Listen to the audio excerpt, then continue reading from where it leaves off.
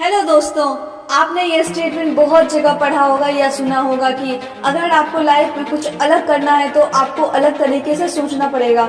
If you want to achieve something different then you have to think differently, you have to think out of the box. ये out of the box thinking कौन सी नई बला आ गई? क्या कुछ नया करने के लिए कुछ अलग करना जरूरी है?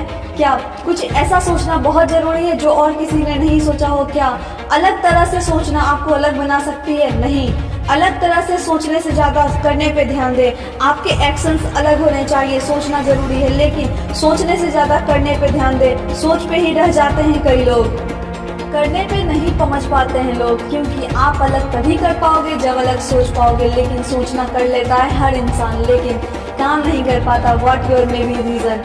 आपका कुछ अलग करने के लिए या सफल बनने के लिए ऐसा करना जरूरी नहीं है कि जो ना किसी ने किया हो ना किसी ने सोचा हो, बल्कि आपको अपने आप को प्रूव करना है किसी भी फील्ड में कि आपकी औकात क्या है, आप किस लेवल तक जा सकते हो उस फील्ड में जिस फील्ड में बहुत लोग टॉप पे बैठे हैं।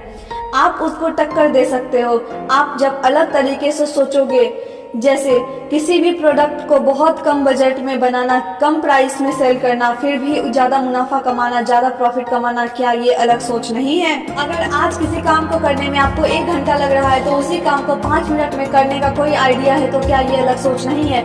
यह भी तो out of the box thinking है। Out of the box thinking and doing, इसके लिए यह भी एक रास्ता है।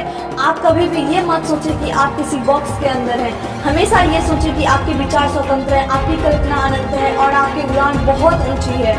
हम अपने विचारों की कल्पना से ही बंधे होते हैं। जितना अपने विचारों को बांध के रखेंगे उतना ही कम अपने लाइफ में आगे बढ़ पाएंगे, क्योंकि यहाँ पे उड़ान पंखों से भी होती है, विचारों से भी होती है। इसलिए अपने पंख और विचार दोनों को मजबूत रखिए, उस पंछी की तरह जो किसी भी तरह की हवा से टकराने से नहीं डरती।